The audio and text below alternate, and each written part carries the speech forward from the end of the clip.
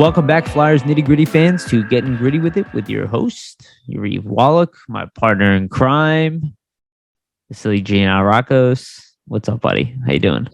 Oh, it's going great. It's the weekend. It's been a busy week, though satisfying, I would say, on my end. I know you're out in Israel right now. Yariv, how's it been? How's the flight out there? How's it going? Flight out here was fine. It's cool. It's typical long flight. I watched, made the mistake of not sleeping enough on it. And I watched all of the Batman Dark Knight movies in a row. The three of them. Can't go wrong. It's like 2.5 hours on average, I think. And no, they couldn't go wrong. Those movies are awesome. And Best I saw Batman the new Batman trilogy. Yeah, I saw the new Batman too, which was cool. I liked it, but I just don't think it holds up in comparison. Not the same to Bale's Batman. No, yeah, exactly. What's going on with you? Hey, not too much. Just work stuff. Ended up getting a raise at work, so can't go wrong. And there we go. And it's the weekend now. It's all due to your internship here. No, yeah, exactly. Or your all gig do the here. Flyers nitty gritty internship. Yeah, it's because you're on this podcast. They're like, "Hey, look at this guy. Vasili, he's worldwide. You are just killing it on all fronts. You're a mogul." No, I'm just joking aside. Obviously, that's awesome. Good for you. Congrats. Making more money is good. Can't go wrong. Exactly. Makes life a little bit easier. Doesn't give you happiness, but it makes life just a little bit easier. Pretty much. Which we could all use, I think. All right. We got a lot to talk about. This is a weird vibe around the team. Yeah, but you know what? I'm kind of thinking about it and I like it. And I'm gonna open with this and then I'll get to the sponsor. But I was like thinking about it with like Joel Farabee, this being his team. I get why people are saying that, and that just shows how long it's been since Couturier's played. Because the energy around this team would have been different all year with Couturier here. I'm not saying they would have been monumentally better, but we've seen it. We know there are numbers behind it even prior to this season. Like they're 500 with him, and they're like terrible without him. So. Yeah, like exactly. That was in the numbers even prior to this year. But I'll say this, like there is a different vibe to this whole thing. I do kind of agree with people. Like now that Giroux's gone, there's no real leader of this team. Like Ellis or Coots would be really the only other guys. I guess Hayes, and he's been out all year too, which has been weird. Like Scott Lawton was kind of stepping up. Now he got injured. And it just feels like even Joel Farabee, who, I just think I've been saying this since day one, and I was patting myself on the shoulder when he got put at center because I'm like, man, again, I'm tooting my own horn here, but if you guys go watch my video on Joel Farabee, like I kind of nailed his scouting report. Yeah, definitely. Like, yeah, I even say he's not a superstar player, but it's that Gagne, Jonathan Taves type of mix. Yeah. Weird. But the guy's got leadership skills. And it does kind of feel like, because I was like, man, what if they roll the three of, and I'll let you talk in a second here. Sorry, Vasili. No worries. Well, what if they roll the three, like, and this is not going to be the lineup, and I want to go through that a little bit later, but just Coots, Farabee, Hayes as like a three down the middle. And it's just like, it's interesting when you look at the team that way. You're like, okay, that's a little different. It's kind of like having Drew. What? There's a lot more depth down the middle, that's for sure. Yeah, all of a sudden. And then it makes more tolerable that you have JVR for another year. Yeah.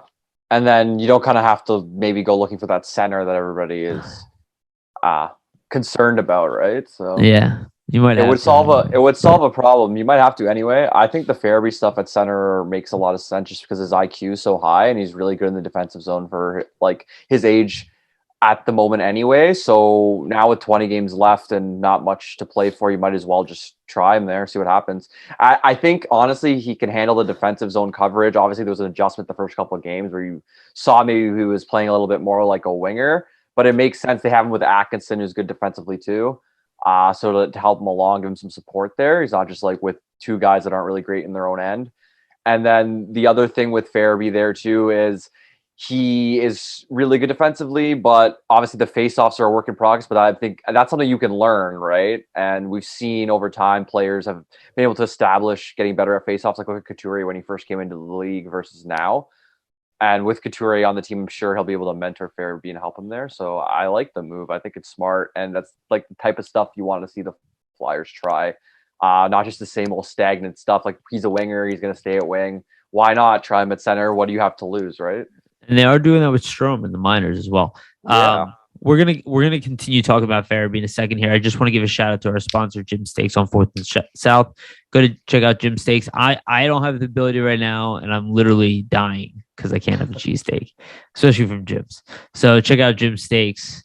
Go get a cheesesteak. Before we hopped on, Yariv was saying, like, man, I haven't had a cheesesteak in like a week now. I don't know how I'm going to survive. So yeah. It just speaks to how good it is. Sweating down here. It's an addiction. Cheesesteak withdrawal. Yeah. Meat sweats. Yeah. No. Shout out to our sponsor, and please like, subscribe, share. It's a humongous helped us. Okay, so let's get back into this because I'm into this conversation right now. That's why I meant, like, yes, we don't have winning hockey, but at least for me, and I know you could probably agree with this. This is like the time where it's kind of fun to nerd out because you're like, all right, you gotta like strategize. Like, I get that everybody wants to blow shit up and flip the table and be like, yeah, this team sucks. There's nothing here. The reality is this is the reality. So how can we fix it? It's fixable. If other teams can fix their situation, I'm not saying we're doing it specifically. It's fun to, like, theorize about what they're gonna do. But in my opinion, everything is fixable. It might take some time. It might be quicker rather than slower. We've had some slower. Maybe we'll come into some good luck. I understand why people would say we wouldn't right now, but maybe we will. Who knows? You get one impact player on this team. Things get healthy. Yeah. Some guys do make a jump. I know we've been waiting for that for a while. Can't be forever. I guess theoretically it could be, but I don't know. Sports, usually it's cyclical. Like the team on the bad period, and then they'll reemerge, right? I think the most interesting part is just getting to see a lot of the young guys in different, situations that they probably wouldn't be. Yeah. Like you see on the power play now, they're kind of going to Farabee more, giving Frost more of an opportunity with some of the veterans that were here before the deadline. You saw like Brassard and Giroux moved on. I mean, they would kind of get those power play reps, and you're seeing more of the young guys kind of get an opportunity to establish themselves. And I think that's a smart thing because because the power play sucks. Exactly. Both situations. Sorry. Exactly. But it's more promising to see, like, okay, the power play still sucks, but at least it's young guys learning, and they might be better for it next season, right? Yeah. So I think that's the positive to look at. I still suspect that the power plays because there's really no successful strategy there. But yeah, I do want to touch on Farabee a little bit longer here because, like, I was just playing around with the line that I'd like to see. I don't think it's a line that will be a line in the NHL, but it'd be interesting to see like Frost on the left, Farabee in the middle, which is a kind of funny thing about, and then Tippett on the right side. And I like it. I think just on paper, as far as their skill sets, I think it could potentially be interesting. It doesn't mean it's going to work. Doesn't mean they're going to have great energy. I know right now Frost is playing at center, but I don't think anybody really thinks the Flyers are banking on that for next year. No, they're trying to make it work, it looks like, but I mean, and you see some games he's been strong, but there's also others where he struggled. So I mean, you got to take the good with the bad. He ultimately might be better at wing, but they're going to try to like see what he can do at center the rest, I think, of the season, and then evaluate and how they want to move forward there. But that line you were referencing, like Farabee in the middle, Frost, Tippett, I think that it would be smart to try. And reasoning is, I know when Farabee and Frost kind of first broke into like NHL training camps and even like preseason, they would stick those two together a lot.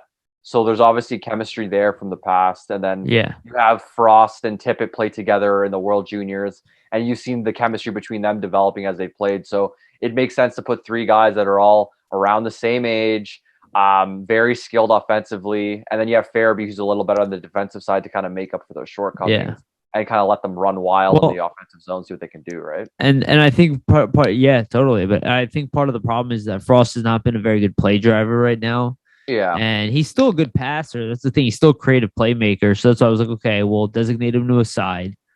See if he can feed the middle. Yeah. And maybe it's not Tippett. Maybe if you want to try realistically, like right now, that top left wing spot is open. You had Jvr playing there at some point. Maybe Frost can have a spot there. I don't know. I'm not saying that it has to happen. I'm going to be pissed or something, but I just think it's interesting to play around with because at this point, why not? Why not try? Yeah, exactly. And also, I mean, Lawton got medically cleared, so that's another center coming back into the fold. They're obviously going to be cautious on that, but I'm assuming he'll get back into some games. So you know what I mean? Like at that point, you have another center coming back. You can afford to move Frost over, instead of keeping him at center there.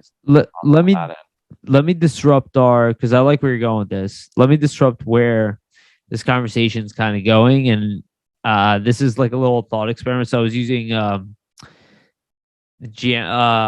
GM. Okay. And what I did is I removed players from the Flyers roster that were all upcoming UFAs, just saying they're not going to be part of our team next year. It's very unlikely any of them are getting re-signed. RFAs are obviously still part of the picture here.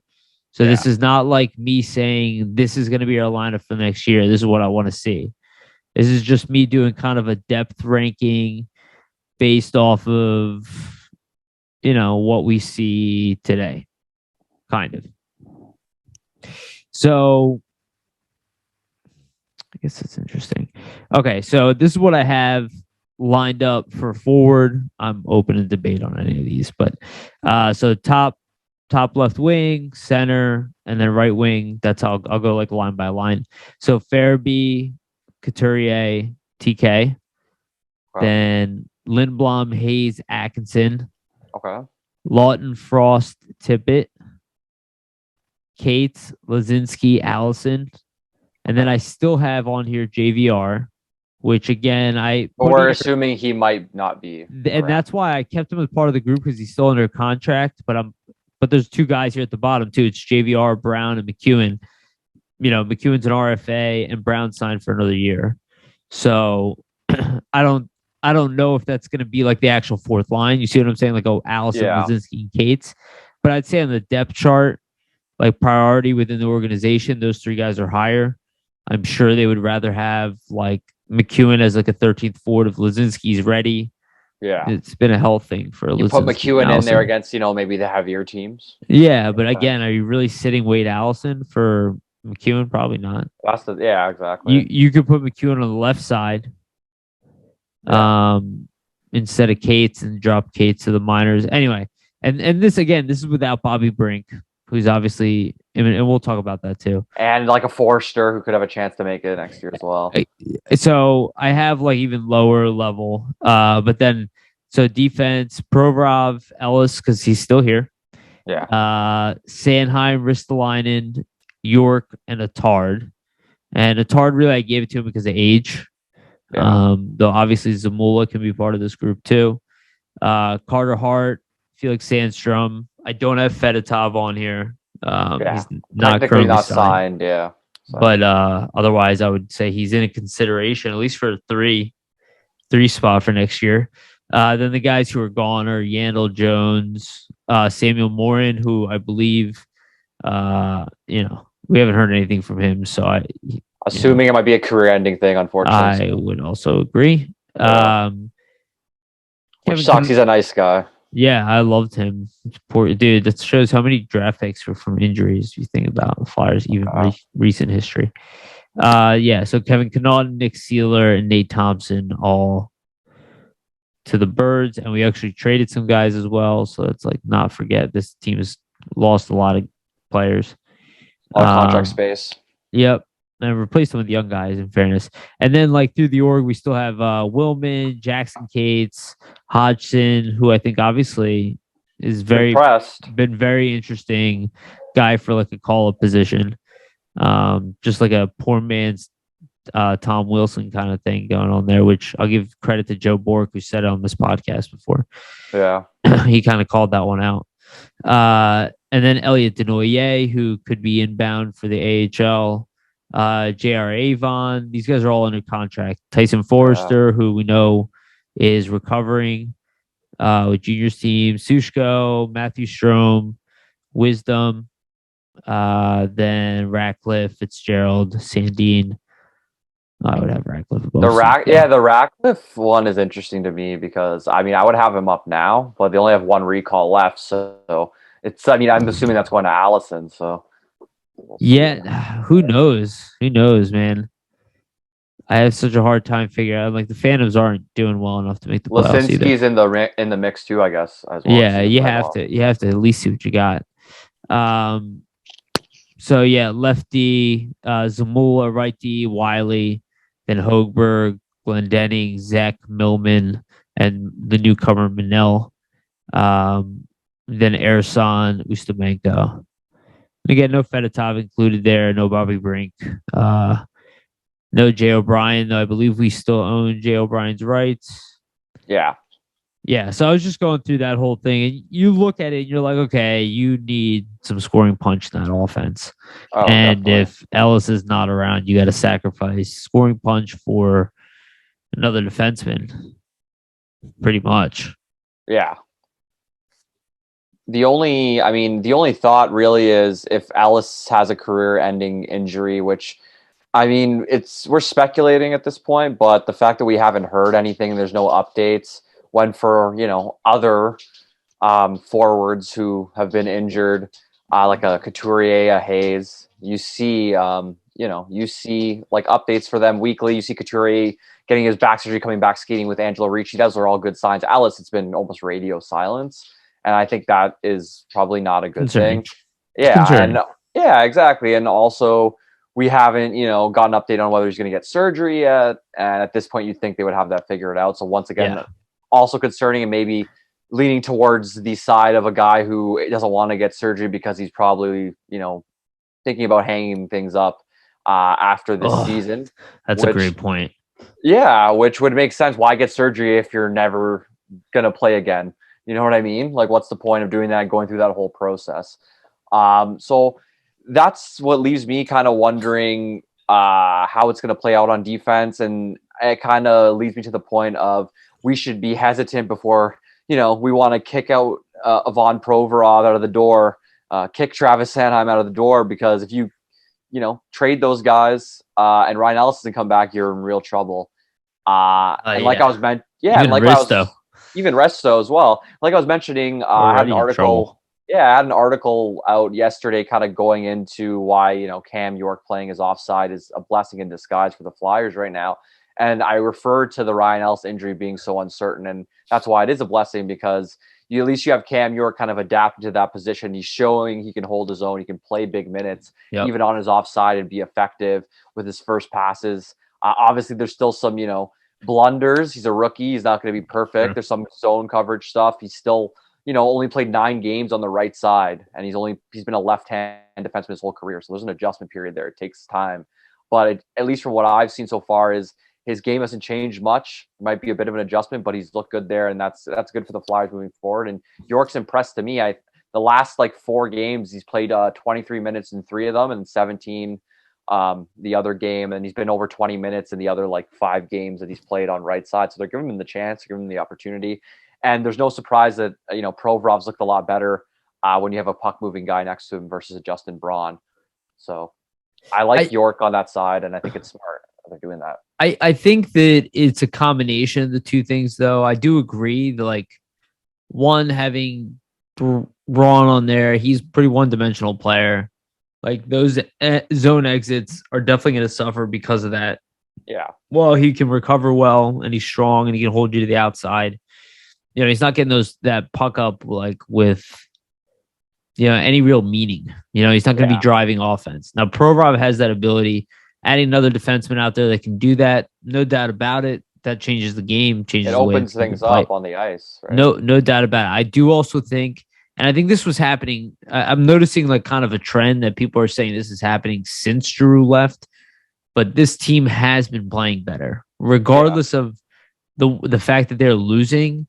They're not losing now they're losing because they're not talented enough. Before they were losing because they just straight up were a possession and play-by-play disaster. Now it's more of like, okay, like they do make some mistakes. They're probably a little better than they're getting out on paper, or I mean, like out in the results. Maybe they can get some stuff together. Like if this is our final team, this is essentially kind of what they are. It's like maybe they're a little bit better than this, but they're just outside of that playoff zone anyway. With the additions of, again, a healthy Hayes all year, Coots and Ryan Ellis, okay, we're like a definite 500 team.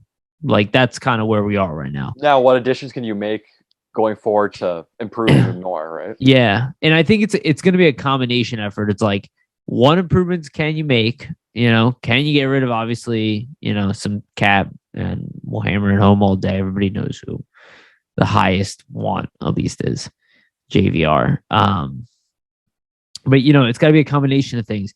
Bring in, I don't think it has to be like a ton more talent, but one impact guy, like really offensively gifted, would be ideal. Something this team definitely needs. We got enough guys who are well-rounded.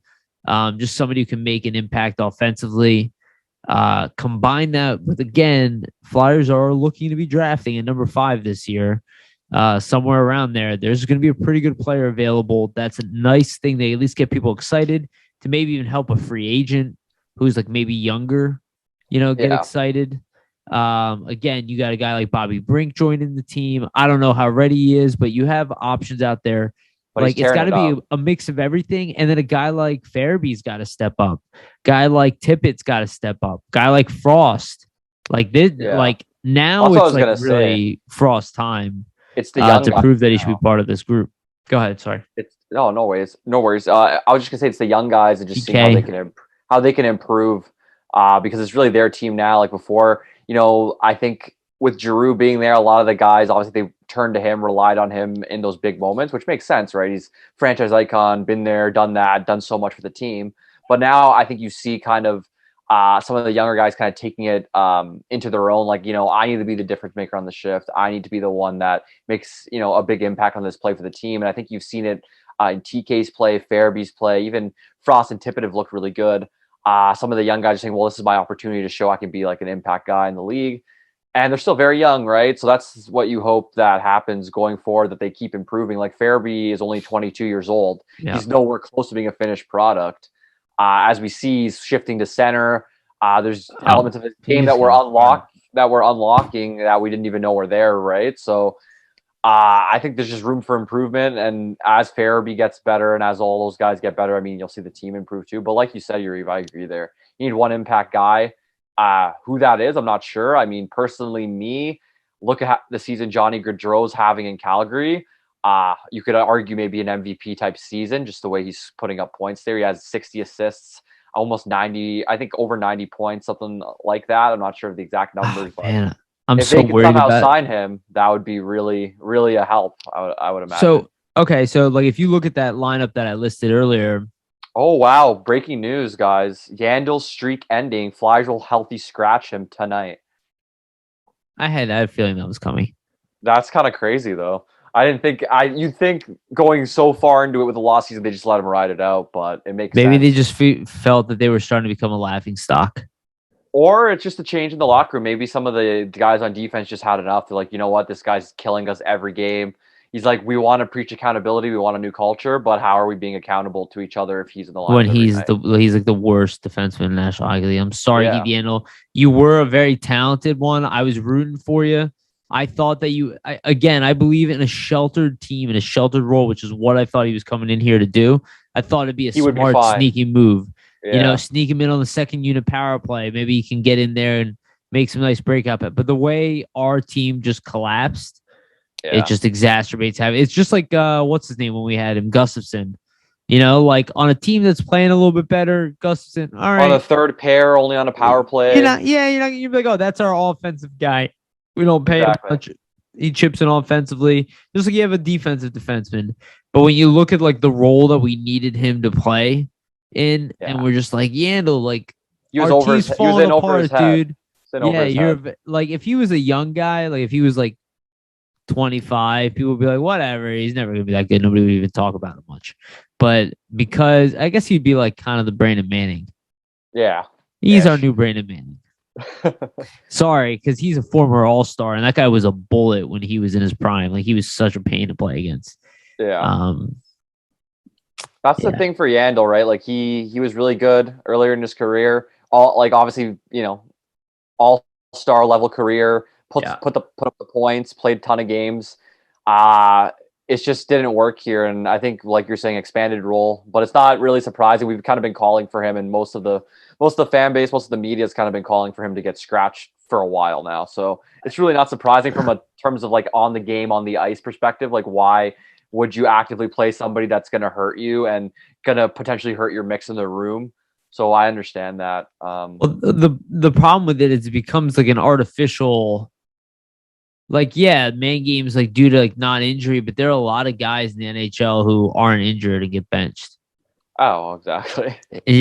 And at that point, it's like you're being like excluded from the rest of the group. And it's like if he was somewhat good and our team was good, it'd be easier to justify. Yeah, and we have like a young guy that maybe we want to take a look at. All right, that's what I thought was happening. But that's not what's happening here. What's happening here is we're like searching for answers. We're like, yeah, no, you got answers? And he's like, nah.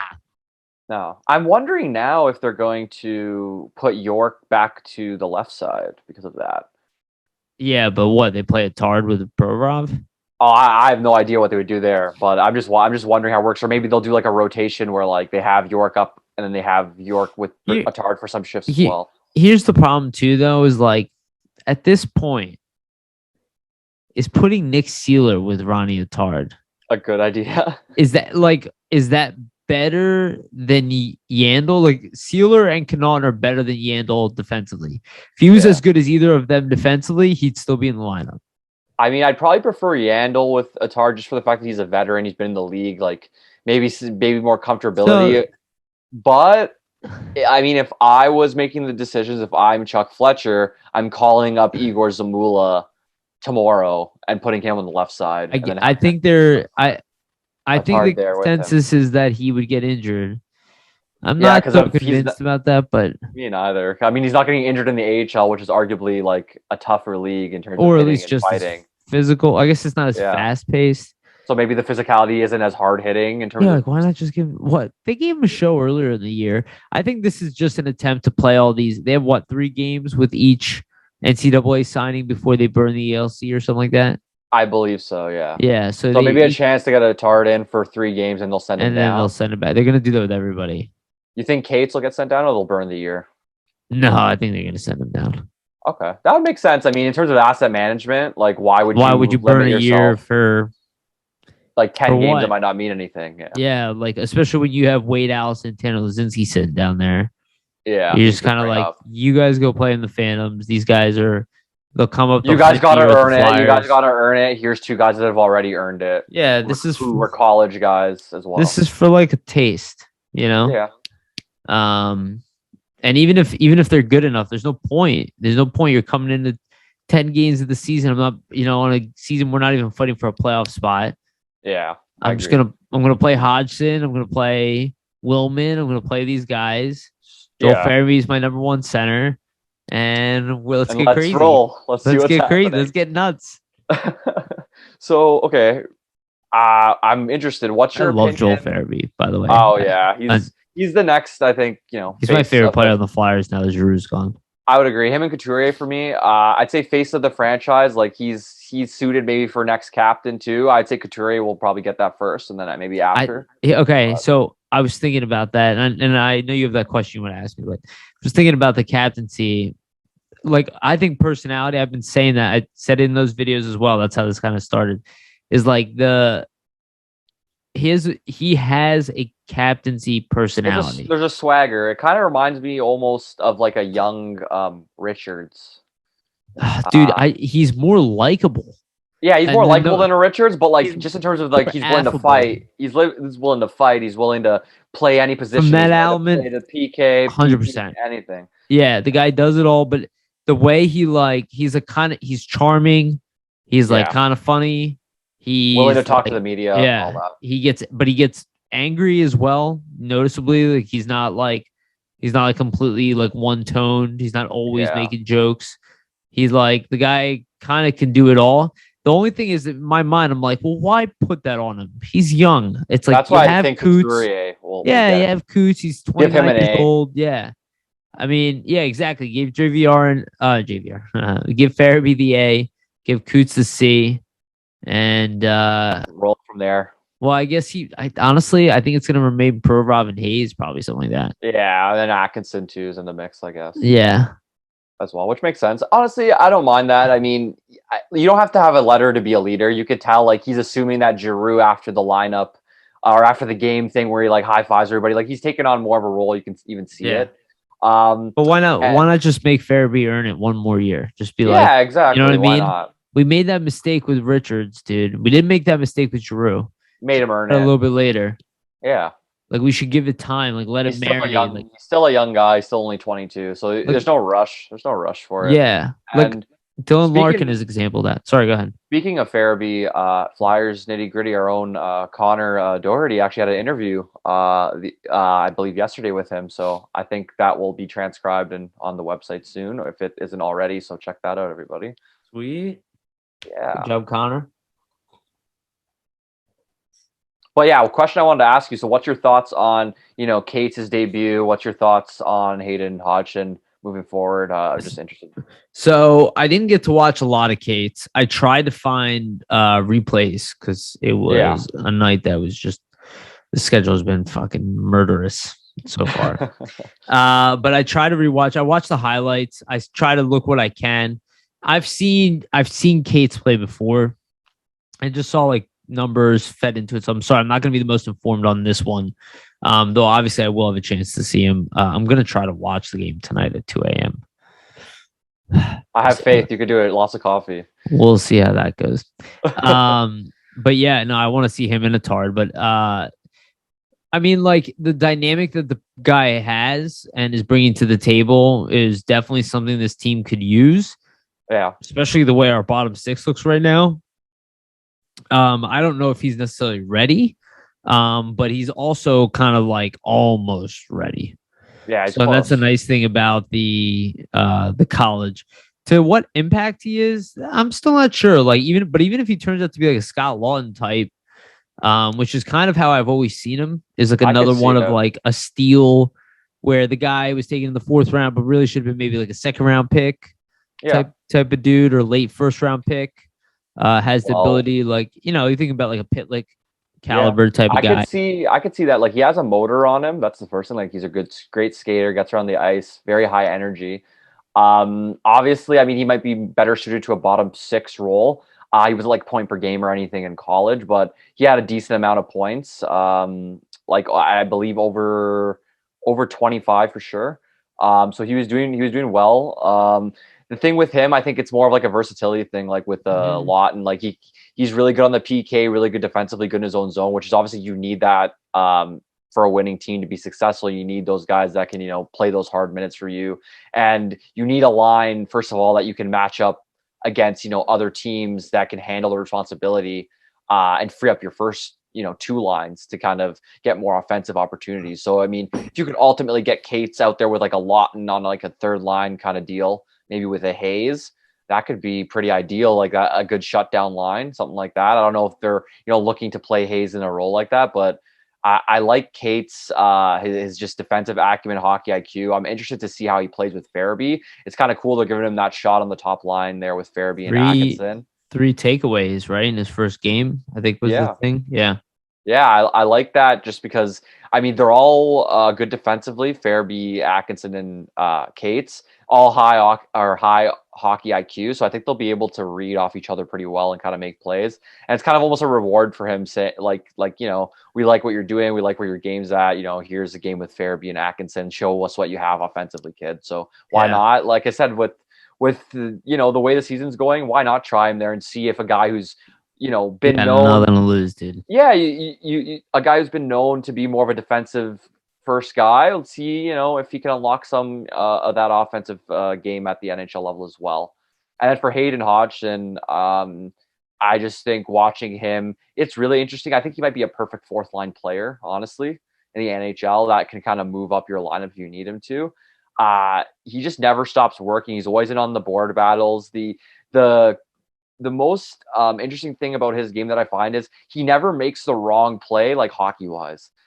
When he's in his own zone making dumps or clears or whatever, like he's always off the boards and out, never up the middle. Like he's doing everything how you were like taught as a Pee-wee or taught as like a young player. And that's interesting because a lot of times you see players go for the home run pass or try to make the this flashy play, which you do need. But for a guy who's playing at the bottom of your lineup, is heavy, can fight, has a little bit of goal scoring touch, you don't want that guy to be taking chances, in his own end like that. So to see that is encouraging. And personally, I think they should play him on the fourth line the rest of the year. I really like what he brought.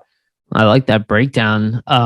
He seems like the type of guy like, from that analysis he put, like that's the way that type of guy makes it to the NHL. Yeah, exactly. He's playing the right way. His coaches love him. You become a machine. You talked to Riley Cote about this, right? Like, the reason he was asked to be a coach afterwards, and he wasn't like the most talented, player, especially from like the AHL squad. He got called up because of his energy, his understanding of the game. And I think in Hodgson's case, it's interesting to see how much of an offensive game he has in the NHL. He does have one in the AHL, but if he's a guy who can pot like 10 goals a year, and play the type of game he plays, that's something the Flyers very much need. It's going to be a good question as far as like what happens with anybody who's been in the fourth line this year, like McEwen. There's a lot of moving parts. Like I imagine Patrick Brown will still be here, but but that's what I mean. Like, would you rather play a Lisinski over a Patrick Brown who kind of is already established? You know what he is. No, but I think.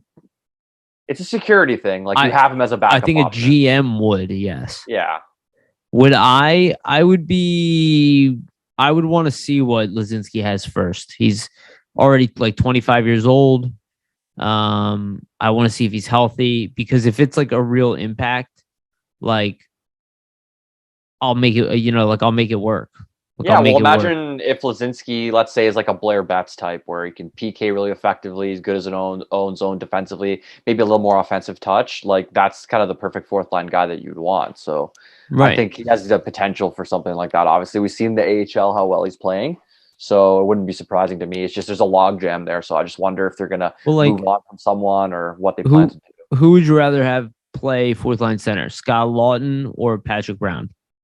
Scott Lawton. Right, so that's how I see it with like Lisinski. Yeah, like, same thing. If he is that type of player that can chip up more offensively and do what Patrick Brown does, okay, then I'll put Patrick Brown on the right side and I won't bring back Zach McEwen. And then you're like, well, I like the way Zach McEwen punches people in the face.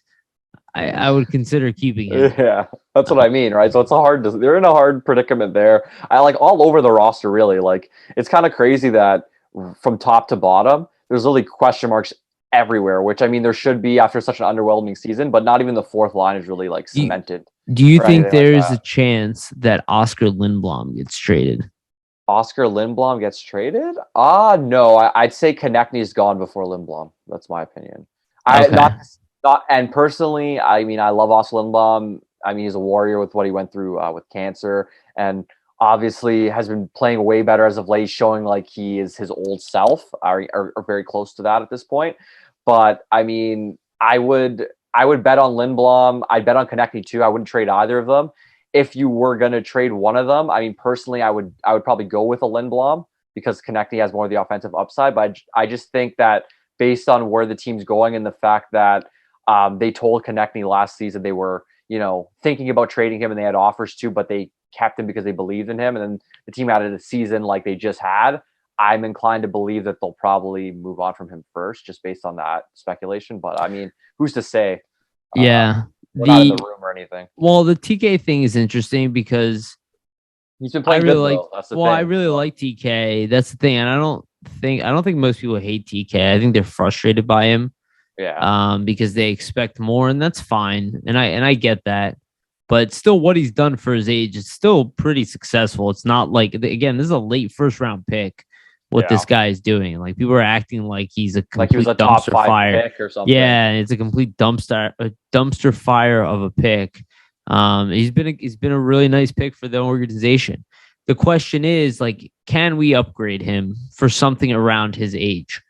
And I'm like, not like, okay, like Philip Forsberg he's gonna command a bit. You want to sign him, you could free up cap space by trading Konechny to get the rights, right? And then you get first dibs. You work out a deal ahead of time with Forsberg. Then you get Forsberg, who's like, I think 28. TK's 25. So you get a little bit older, but you get a little more premium on your right-hand side or left-hand side. Yeah. Like, I think there's a move out there like that. But as far as like getting a better version of a guy his age in that position, it's going to be a tough sledding. The only move I can think of that would make sense is I know Vancouver wants to move on from Besser. So if you can somehow do some sort of swap, you're going to have to give a little more with TK, though, I think. But is Besser that guy? This is the only difference, basically. He's not a play driver, right? No. He's a shooter. Yeah, he's a shooter. This is basically the difference, I would say. Like, Konechny will drive more play. He'll probably get a lot more assists. He might not score as many goals. I mean, if you want goal scoring, that's what everybody seems to be complaining about. Oh, TK is not scoring goals. I mean, so if you want goal scoring, that's a solution, I guess. But it's not really the problem. You still need a guy who can pass the puck. I mean, let's be real. What? He has hold 43. The puck. Yeah. Come in, wheel around a bit, open up options, which he can do because he's really fast. Besser doesn't have the same kind of speed. I mean, Konechny's 43 points in 64 games. There's 10, 16, 18 games left. I mean, in 18 games, I'm assuming he'll probably be close to a point a game the way he's been playing. Let's say lately. 10 points. Yeah, so like, even though he's been doing better than that, but yeah. Let's say, conservatively, he finishes with 53 points in 82 games and probably the franchise's worst season ever. Is that really bad? Like, it's not. It's not where we were hoping his game would go, but it's still top 6 forward in the NHL. There's still production, and also there hasn't really been consistency. It's not like he's played with the same line mates at all in any capacity throughout the season. It's been like a deck that's been shuffled over and over and over. It's hard as a player. It's hard as a player to develop any consistency in your game if you're not playing with the same guys. Like, totally. Let's say you play with the same players for a month straight. You develop habits that you know where he's going to be on the ice. You know where he's going to be for an outless pass. You know where he's going to be, or another player is going to be in terms of like being in front of the net or in their defensive zone coverage. When you're constantly being shifted like that around the ice with different players all the time, I mean, obviously they're your teammates. You're going to have chemistry with them, but it's not the same level. You're not going to know exactly where they are on the ice beforehand and have an idea of that. So that plays into it, especially from an offensive standpoint. Yeah. Totally. Personally, I mean, everybody probably knows our perspective. I would not trade Lindblom. I would not trade Konechny. If there's a hockey trade out there that makes sense where you get like a young center back for one of them that is just as productive or close, then that makes sense to me. But typically it doesn't happen because centers are more valued than wingers. Yeah, I'm really not expecting anything like that at this point. What I'm expecting is Joel Farabee to play center next year at this point. Exactly. Unless they get lucky in the draft and get, Wright or Cooley. I guess it's possible. I mean, Savoy's out there too. I don't know if he's as good as Cooley, but offensively, he might need more time. I don't think he's a guy that's gonna be able to jump right in. I think. Yeah, I don't think he's as polished. Do think his offensive abilities. There's nothing wrong. There's nothing wrong with that though. Some guys take some time. You got to be patient with the prospects. It's the league you're from and the team you're from probably too. Yeah, like the U.S. development program. Obviously, the guys are more polished.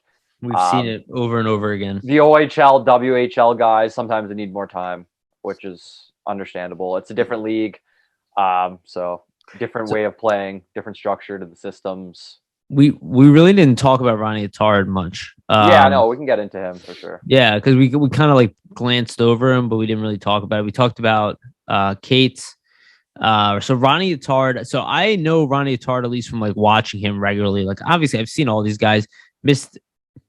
Freaking COVID destroyed this opportunity, but obviously dev camps. But I've seen him play, definitely in front of my face. I've seen him playing some footage. He had a great season this season. So for Western Michigan University, you want to read his numbers? Yeah, he had 36 points this season in 39 games, 13 goals and 23 assists for a defenseman, which is And what was not his too plus shabby. minus? Plus minus was a plus 20, so Yeah, and he was he's like a out there. minus the previous season, I Yeah, think. he was a -3, so a lot of improvement Yeah. there. And points wise too. 14 more points than last year. So I think is the point per game about the same though? yeah, yeah, about the same. He had 22 and 25 last Yeah. year, 36 and 39, so 3 off both years. Well, the reason I say that is because sometimes when you see a jump, Yeah, people can jump. Like, okay, more opportunity, more ice time. like if Ronnie Etard is a top 4 defenseman in the NHL, I'm gonna be like super ecstatic. Right now in my mind, I'm like 4 to 6. Yeah, that's like it depends thoughts. it depends how his game actually translates offensively. Now he doesn't have a booming shot. Yeah. He is right-handed. He's got size. He's got wheels. Maybe he's the guy we were hoping that Phil Myers could be. Exactly. Well, because that's the big part of his game. I mean, he's solid in his own end, but a lot of it is more the offensive side. So maybe, I mean, we'll have to see if we can unlock that at the pro level. It doesn't always come together for guys. It can depend, right, on the opportunities, how things click. I mean, the system, all that. I mean, obviously got all that power play time in college there, and that makes sense for the points. Who knows if he'll, be afforded that in Philly? Obviously, something you have to earn, as we've seen with Sanheim. It's taken him years to finally get on the power play. They finally started doing it. We've been calling for it on this podcast. It's Sanheim and Provorov are getting looks on the power play, and you know what? They've looked pretty good together. Mm-hmm. So that could be something maybe for the future. But Attard looks like a guy who, like you said, 4 to 6. I'm not expecting anything like he's going to be a top 2 defenseman or anything like that, or like a game breaker, but he's a guy that you always need a 4 to 6 defenseman. You always need somebody that can slot and play quality, reliable minutes. So that's what the Flyers are hoping with him. And I mean, I guess the real thing would be going forward is that if Attard can slot into that 6, then you don't have to go out there and sign another UFA. And since the cap situation is so, uncertain going forward with Ellis's injury potentially and JVR getting moved, I mean, they're going to need all the cap space they can get. So having a guy on an ELC that can slide in on the right side, on the third pair, that's not something the team's going to complain about, or they're going to be, looking for that, I would say, right? Yeah, I mean, and because he was drafted as an overager to begin with, he's more developed. And like I remember his personality, at least from camp, glimpses. He's like super happy-go-lucky, like high energy. Seems like kind of like a go-getter type of dude. So I think those are the type of guys who probably can make a jump earlier than some other guys. But something our team needs as well, as far as like an energy, probably in that locker room, just people just more fire and intensity. It's been oddly interesting to watch, which is like maybe it's just like that moment of acceptance where you're like, I'm gonna die. Yeah, it's here. Like we're terrible. Pretty much. But it's good though. I think there is a new energy around the team, and it seems like there's a new era a bit. It's giving like the fans something to watch after a season that's kind of been almost unbearable in a lot of points. So that's a good thing, right? We want to watch the games. We want to be excited for these players, excited for these prospects. So that's the positive moving forward. Every night it looks like going into the games remaining here, there'll be a new prospect to watch, or maybe a new guy getting called up. Or something along those lines, or a new line combination with some of the young guys, or something new that they're trying. And I think that's the smart thing, and that's the thing that the organization needs to be more open to. There should be fluidity, right? Like the season's been not what you expected, but as we've been saying, this is an opportunity for them to see what a lot of these guys can be next season, and experiment and see if Joel Farabee can be a center, see if Cam York can play on his offside, see if Morgan Frost is better as a winger than a center, see if he can handle center responsibilities as well. Like there's just so much different stuff you can do. Maybe get Felix Sandstrom into a couple of games as well. There's a lot of stuff. And before we close out, actually, Yariv, did you want to just go into maybe Bobby Brink potentially signing after the Frozen Four? Do you think he'll get signed? Yeah. I was just waiting for you to finish, so then we're gonna get into that. We're on the same wavelength. Yeah. So let's get into Bobby Brink. This one, I guess we don't really know exactly his status on coming to the team at this point. I think it's not confirmed, but it's heavily rumored that he's gonna sign after the Frozen Four, which his team is in, and he is also, I think it's down to the bottom 3 or top 3 selections left for Hobie Baker. Hobie Baker, which I think Shane Gostisbehere was also in the running when he was in. I think he's the only one of the 3 who's an NHL prospect. I believe that, and also he's the only one that has, I believe, well over a point a game. I think he has the highest point total out of all of them, so that bodes well for the win. Go ahead. You no, it's all you. It's all you. No, I was gonna say, like, I've seen Bobby Brink play. Like, he's got kind of like a lazy stride, which everybody thinks makes him a bad skater. I don't really think that. He's kind of like a little bit slower than TK, but he has that same ability to kind of like be like a dangler in tight spaces. He's more like good on his edges than he is going to be like a burner at any point. But the guy's got offensive talent. I mean, he's essentially been one of the best offensive players pretty much everywhere he's gone. He's not explosive, and I think that's why people reserve hey, he's a top 6 NHL forward. But I think the skill set clearly is there from a shooting, a passing, stick handling. He has a lot of creativity, and I've also, from some stuff I've seen from watching him in a few games, and also just like highlights, things like that. He isn't afraid to go to the front of the net as a small guy and get into the dirty areas to score. I think that's a big thing that you see with a lot of small players, right? The perimeter guys, but he is someone who he isn't afraid to get in there, and it's kind of almost like I don't want to say Braden Point because they play different positions, but I like it. Get me excited. I see a bit of similarities, like in terms of how Point was drafted a lot later. Like I think that a lot of the offensive skills are paralleled there. I believe Point was a later draft pick. I think I'm correct on that, but let me just confirm for you all. Wasn't he 3rd? Yeah, 3rd round, 79th overall. And he was a small guy, and that was kind of the reason why he got taken so late. It wasn't because of the skill. And I think that's obviously maybe the same with Brink, where... Could you imagine if Bobby Brink is like a stupid... Like, we're sitting here crying.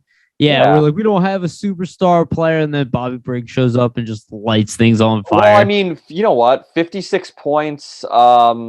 56 his numbers in 39 games, phenomenal for college. As a junior, is pretty crazy. Like, think about this. So the other forward that's nominated in Hobie Baker's Ben Myers, who the Flyers have also actually been linked to in terms of signings. He has 41 points in 33 games, and I believe he's a senior. And I think, did he go to the Olympics? He also. And this was like my question about Ronnie Etard. So you look at his first year at University of Denver. It's University of Denver, right? I'm not reading that wrong. So probably Brink's U of Denver. Ronnie Etard was Western Michigan. Yeah, no, I'm talking about Brink. Sorry. So University of Denver. First year, 11 goals, 13 assists, 24 points in 28 games, which is really good for a rookie. Basically a point a game. Right, for a freshman. And then his second year, this was a crazy year, Also in the World Juniors, he had 6 points in 5 games. The U.S. national program, he had 6 points in 5 games. By the way, he was kind of part of that program as well. And obviously, you guys know how high I am on that program. Yeah, all those players are pretty much. Well, but he had a down college year. He did play in World Juniors again and put up 6 points in 7 games, 2 goals, 4 assists. But he had 2 goals, 9 assists, 11 points, 15. Which is not terrible. Was he also injured as well? Yeah, he had injuries. There was World Juniors. There was COVID. Season was a mess. And then Nick this year comes back and just kind of trounces everything he did prior to that with, the 56 points in 39 games. He is outside of, what's his name? Owen Tippett. He has the highest point per game pace of all of our, prospects for the lower levels. And you know what, too? Even that second year, like, he had 11 points in 15 games. It's still almost a point a game, really. Almost, with the injuries and everything. Yeah, so it just speaks to the versatility and just, the willingness to battle through it for him. And the constant progress. Yeah, right? I really think that's what I mean. Like, he's only a junior in college. He's very young still. What age is he? He's only 20 years old. There's still room for improvement. I mean, I wouldn't be surprised if he is a bona fide top 6 guy just based on that. Obviously, we don't want to overhype. We haven't really seen him at the NHL level. It's hard to speculate, but I think it's Brink's a guy to be excited about going forward. And a lot of prospect guys feel the same way about him. I know like Steve Kornianos is really high on him, and that's a guy whose opinion we really value. So we believe what Steve says there, and I think he can be an impact guy for the Flyers. Yeah, and I think, oh wow, I realized I made a video about Bobby Brink when I was at Philly Sports Network. I'm looking at 1.6 thousand views 2 years ago. There we go. All right, Yariv. Cool. I gotta watch that and see how that was like. Yeah, no, I think there's something really intriguing about Bobby Brink, just because like I'm like, okay, this is why I'm intrigued in general, and we can, tail things off here at the end. But this is why I'm really intrigued. Like there is kind of like we don't really know what to expect. Like Giroux's not here anymore. The Flyers have officially not made it to the playoffs for 2 years in a row, right? Like there's like a new trend here. We don't feel very positive about any aspect of the team at this point. Now I do and you do, but I mean like as the overall fan base. Yeah, generally people are down the team. And then just one tidbit before you continue. I mean, Brink, I calculated total 91 points in a total of 82 college games throughout his career. So that's fantastic. Pretty impressive. That boy, Brinky Boo. And, like it's just a year where there's not a lot of expectations.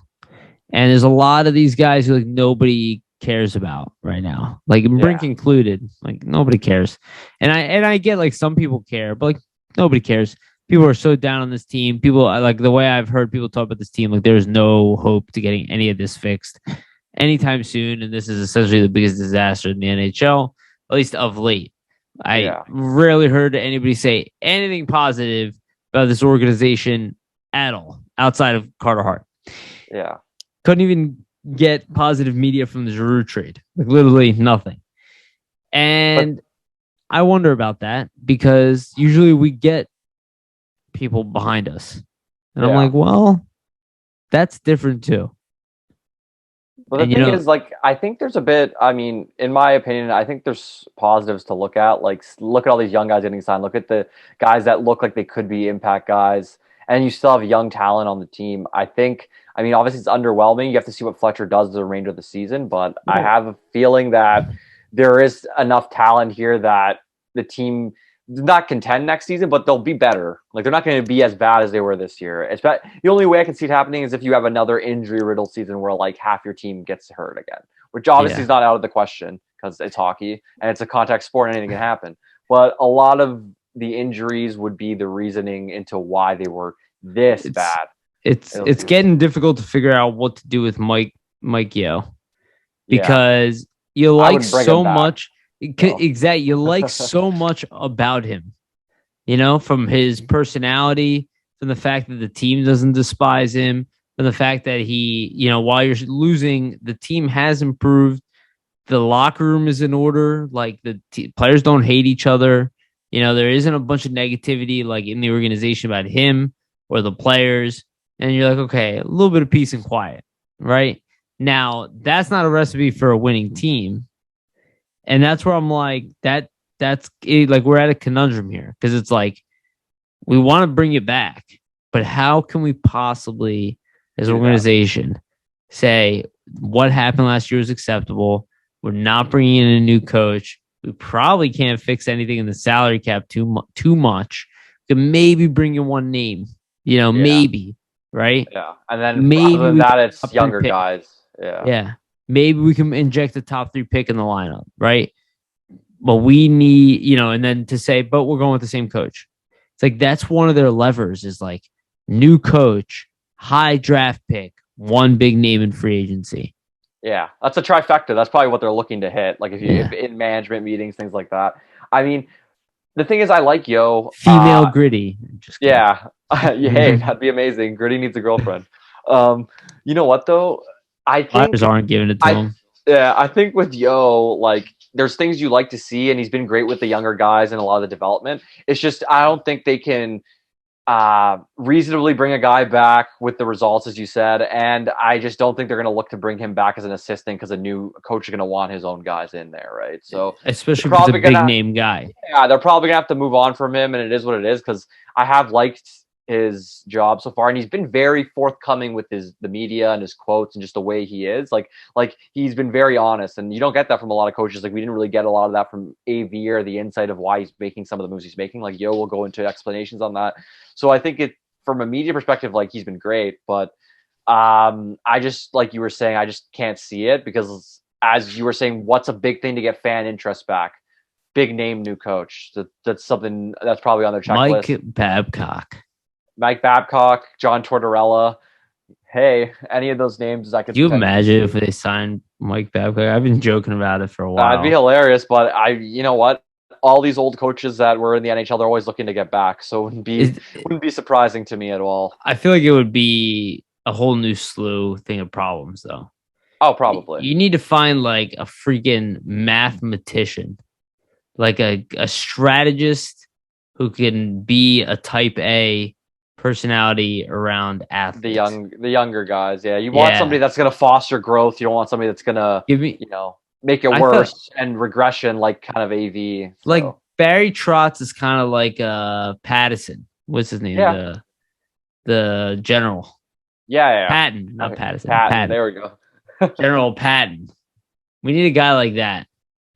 That could command respect, but also, gives the guys room to grow, room to develop, room to play their game, right? You don't want. I think this is the last thing the team needs is another coach. Yeah, the last thing a team needs is another coach that is trying to force players to play a way that they are not comfortable. Like John let Tortorella. These guys. Yeah, well that's what I mean. Like that's a big name that's out there. Personally, I'd like Jim Montgomery. He had that alcoholism ordeal and went to rehab and got things straightened out. He was the coach of the Stars, got let go due to that. Now the assistant in St. Louis. I'm guessing he's going to be wanting to get back into head coaching. So he's I would the type of guy you probably bring as your assistant though to start. Yeah, maybe that's the thing. So, but I wouldn't mind him for a head coach position. I could see something like that. Maybe we'll see. It's going to be an interesting offseason. There's a lot of moving parts. I think a lot that we are unsure of. Maybe a few surprise deals.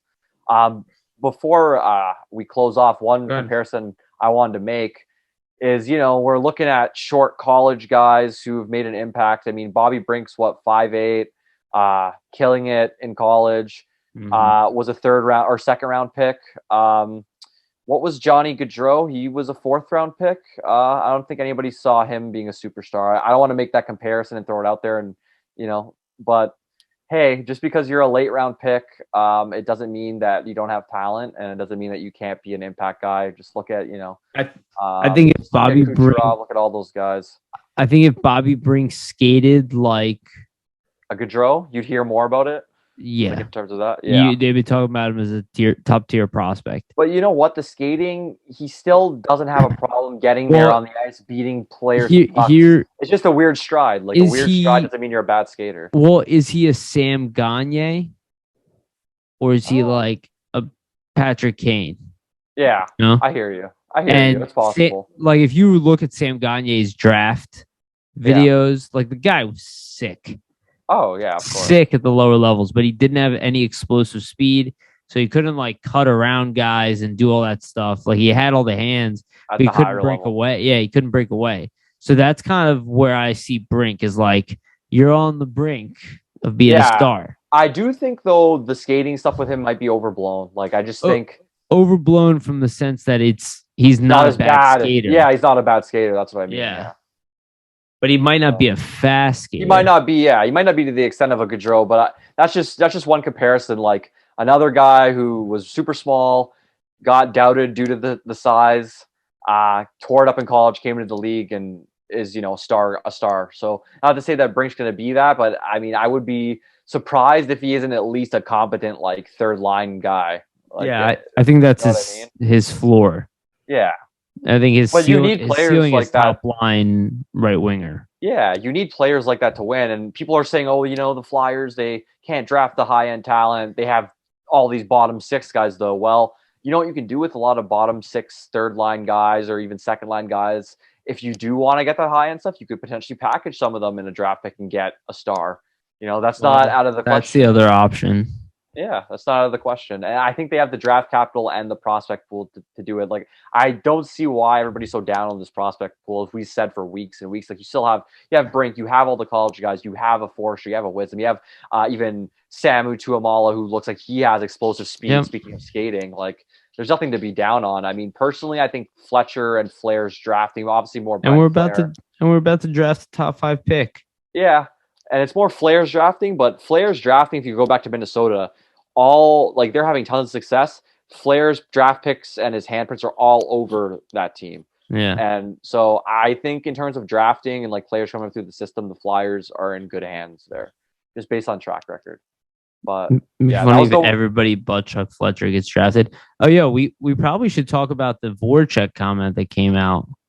Oh yeah, about the coaching, right? How he said like in the room he had such a big ego. I think it was what did he say? I was talking about Vino. Vino, yeah. So in the room, Voracek was saying that it was such a big ego that it was hard to really like talk to him about things on the ice or kind of like do anything. I got that sense. Yeah, do anything in a different way than Vino wanted. It was Vino's way or the highway, which as a coach in today's game, I think you have to be adaptable to your players and you have to be open to trying to make things work and different schemes offensively, which obviously he wasn't. He was into his system.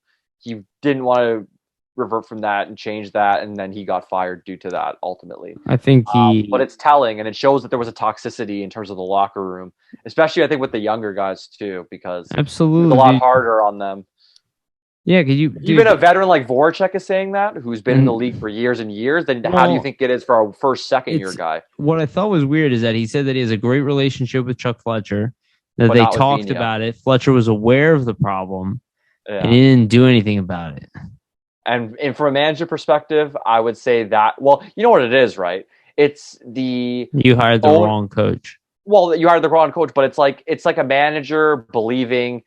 It's like let's say you're a CEO, you're going to believe your senior leadership VP over like a director or something. That's the way I'm going to look at it. So like he believed probably Vino saying, well, Voracek's the problem in the locker room. Let's get rid of him. And once he's gone, everything will be fine and everything's going to be good. I'll be able to, we've removed him and Gossespear who are the negatives, and then we'll be able to be positive. I agree. I remember what you said. Remember what you said is like as soon as you see somebody do that, they're the problem. They're the problem, exactly. And it looks like AV bought into what he said, didn't give Voracek the time of day, who was, a warrior for the franchise, played for the franchise for 10 years, over 500 points. I would personally give, the player the benefit of the doubt, but obviously there hasn't been much success. So Fletcher goes with the coach, and it ends up blowing up in his face anyway. Personally, I mean, if you would have kept the Jake Voracek and got rid of James Van Riemsdyk instead, I think the team would be in a better position. That's my opinion. I don't think they can get rid of him. I don't think they can get rid of him. I think he's like an immovable contract right now. Unless JVR? Yeah, I think you can move him in this season, this offseason potentially if you eat. Yeah. I don't know. Maybe you have to eat up to half of it and just be like, hey, just take JVR. We'll pay the other half. You can have a top. He'll score in your middle six. He's still going to give you 15 to 20 goals. He has 17 goals. He's going to get 20. It's obviously. I was laughing about it. Me too. I saw the other day. Even though he has played better, but like it's a bad year for him. He's still 20 goal scorer. It's fucking hilarious. He just knows what to do to get those 20 goals, no matter what. Some of them have been meaningless. Yeah. But crazy. I like JVR. It's really just his contract. It's like we're just in a bad contract space. Yeah. You know what? If you were giving him $4 million, I could live with it. But you can also see like it doesn't feed what this team needs. No, we have enough wingers. We like really need a money for a center, and we need to figure out where the fuck is Coots? Where the hell is Ellis? Is Hayes going to get back to 100%? We're like Hayes. You know what? Hayes is really good. A problem. Hayes has looked a lot like his old self. Like he's looked really good. So that's totally positive moving forward. It is. But we still don't know what the case is with there's still a lot of question marks. I think that's really the main theme of the episode is that there's a lot of positives, there's a lot to build on, but there's a lot of question marks, and a lot of those question marks are around how, is Chuck Fletcher going to reshape things moving forward? And is Chuck Fletcher the right guy to reshape things moving forward? Yeah. Because as we saw with last season, I liked the offseason, but it still didn't equate to the team having any success. Yeah. So I don't know if I have much faith in him going forward. We'll have to see. Personally, if the team starts out this upcoming season anywhere close to how this past season was, he's gone before Christmas. So he's going to have to hit on whatever he does, or he's not going to be employed much longer, in my opinion. I think they're looking to move. We just have, I'm just looking at the contract situation. We have so many guys to sign, and he makes $7 million a year.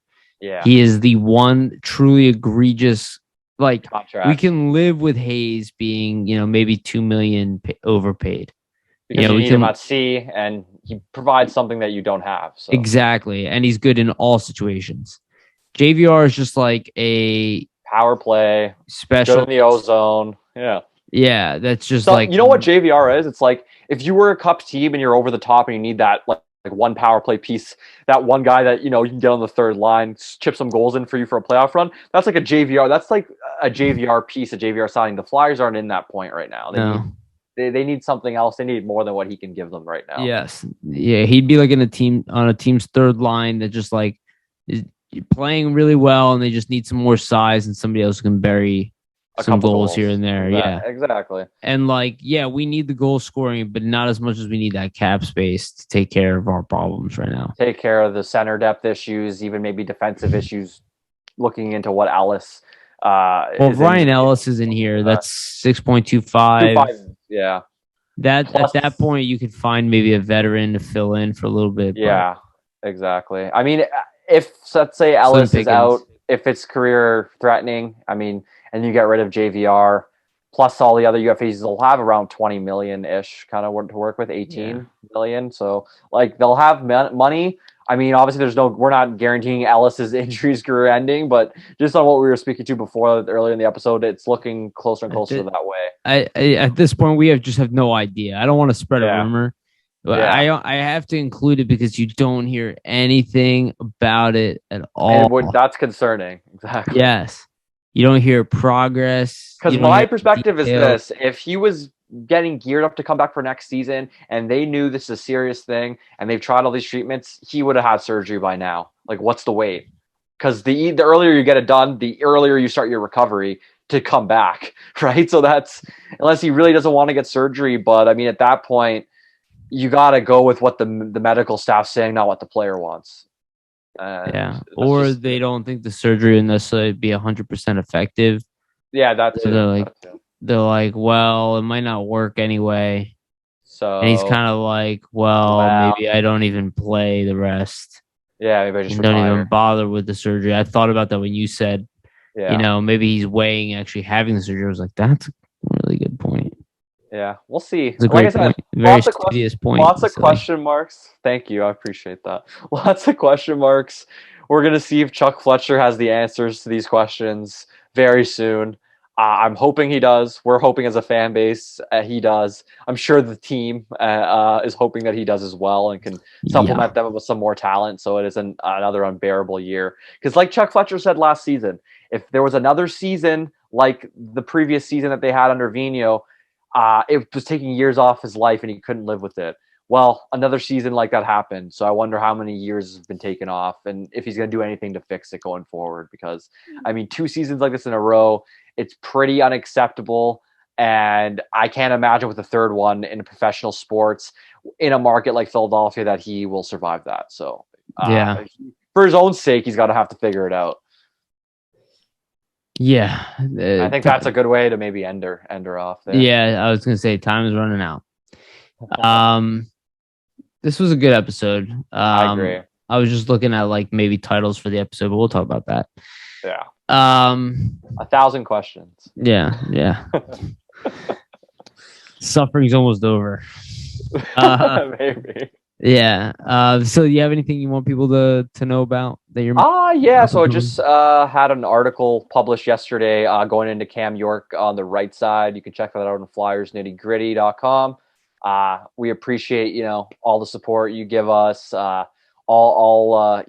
reading, all the viewing, all that stuff. We love you guys for it. And, we just appreciate you all our listeners. And probably we'll have an article out next week as well. So thank you very much, everyone. Totally. Yeah. Thank you everybody for listening. We really appreciate it. Yeah, honestly, big traveling to Israel is making this whole thing a little bit tougher, but thank you everybody for being patient. Thanks, Vasili, for working with me on the time. Yeah, no worries. Update for everybody. We'll probably be doing episodes more on the weekend now. Yeah, at least for April. So look out. There you go. That's exactly what I was about to say. So look out for that.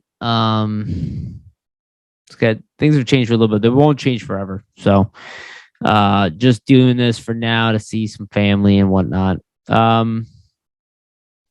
But yeah, thank you everybody for listening. Thank you again to Jim Steaks for 4th and South Street. Just thank you for sponsoring us, sticking with us. Appreciate it. Go get some cheesesteaks. Eat your face off. I like that. That's kind of a hockey thing. Eat your face off. Face off, yeah. All right. Cool. Marketing team. I'll go. All right. Just clicked right there. Yeah. Well, I guess hopefully I'll get this episode out before the game airs. We'll see how that goes. The YouTube processing takes a little bit, but it's hard to say let's go Flyers at this point. It's almost like wait till the off season. All right. Thanks everybody. Like, subscribe, share. Again, humongous help to Vasili and I and the Flyers Nitty Gritty team overall. We love you for listening. Remember, always stay gritty.